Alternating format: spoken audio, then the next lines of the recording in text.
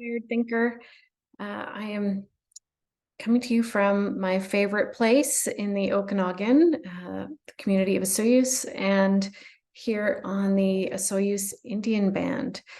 And I am here until the end of September, and I'm actually here on my own for most of the time.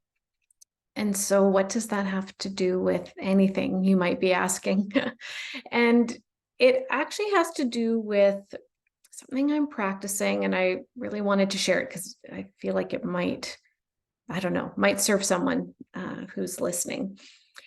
What I've been practicing is just recognizing emotion and naming the emotion for myself, like not for anybody else other than for myself, and realizing like my past pattern of behavior would have been probably to not feel the feelings if they're uncomfortable. Definitely wouldn't name them.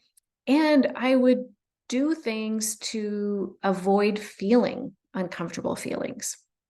So, what's happening right now for me in this past week and probably the weeks ahead is because I'm here on my own and it's very unfamiliar for me to not have people, family members, and friends easily accessible.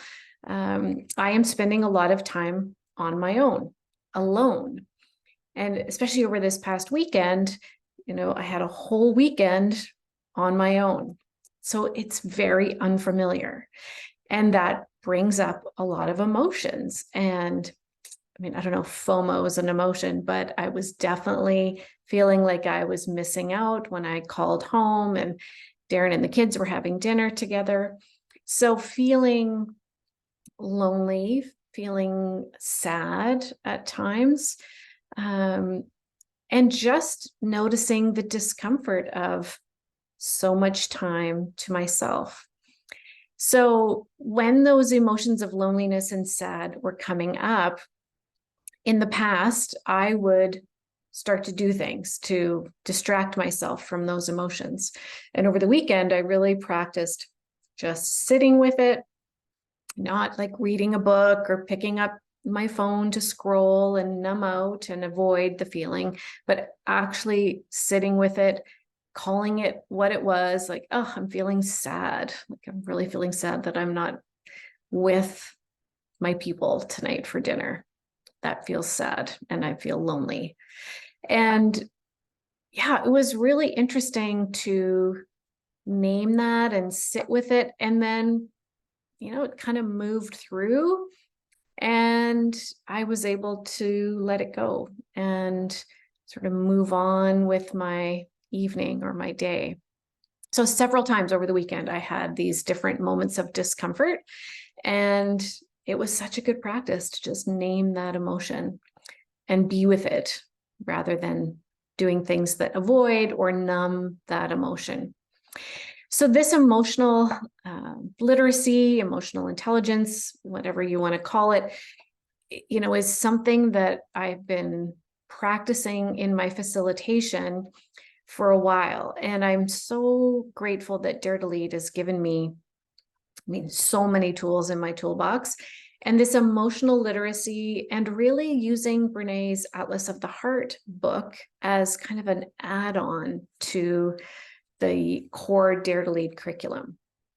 So one of my intentions is to help all of us build some emotional literacy, be able to name these emotions and acknowledge them, sit with them, move through them in ways that are, I think, healthier and develop our resilience for the ups and downs of the human experience.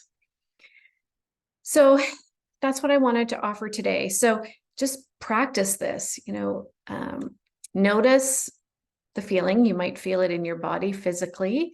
So notice, pay attention, see if you can name that emotion, sit with it for a little bit longer than normal, and then allow it to kind of move through and release it. And you may have movement may help you actually move through an emotion. So this doesn't necessarily mean sitting still, but finding a way for that emotion to move through you. And I have to say that, again, Dare to Lead has been a gift. It is the gift that keeps on giving to me, because every time I sit in that curriculum, I learn more about myself and I learn more about how to show up for others in a way that is human-centered, sometimes courageous, and more intentional overall. So we start a Dare to Lead virtual this week. So if you're looking for some community, we have an amazing group coming together for virtual Dare to Lead. And if you're thinking about a Dare to Lead in person, I'm so thrilled to be offering Dare to Lead in Kelowna, October 26th to 28th at the Kelowna Yacht Club. So if you're looking for sort of like-minded leaders to come together with, or you're looking for an experience to bring your team to, please think about Dare to Lead. It is such an insightful and, it really bonds teams in very unique ways. So give me a call if you're interested in learning more about how you could bring your team together. We would love to have you in Kelowna. Spots are filling up, so don't wait too long. We are, 6 weeks out from Dare to Lead Kelowna, which I'm thrilled about. All right, I'm going to wrap this up. Emotional literacy, get curious about your emotions. Don't numb them out. Let's see if we can build that emotional resilience together, team. All right, take care.